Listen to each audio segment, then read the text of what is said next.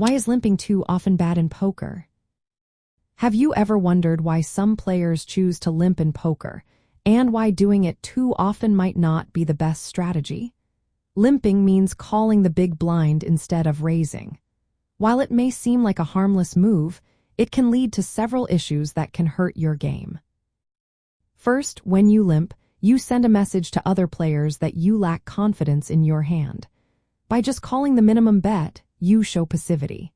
This can encourage more aggressive players to raise, putting you in a tough spot. You end up playing larger pots without having the initiative, which is not ideal. Second, limping misses out on the chance to build the pot when you have a strong hand. Raising before the flop allows you to gain value by forcing your opponents to pay more to see the flop. It also helps narrow the field by pushing out weaker hands.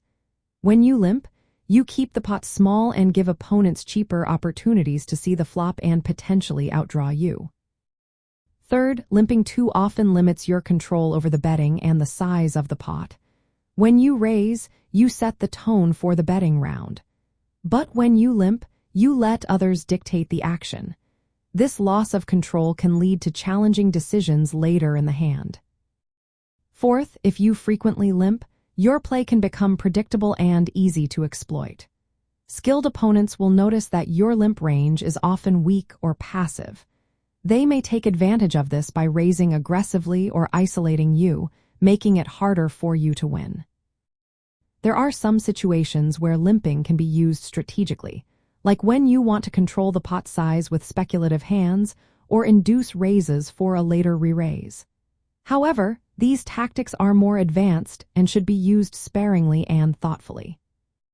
In summary, limping too often is not a good idea because it reveals weakness, misses opportunities to build the pot, gives up control, and makes your play predictable. From the perspective of poker fundamentals and preflop actions, raising instead of limping is generally the stronger choice. This approach helps you maintain initiative and increases your chances of winning the hand.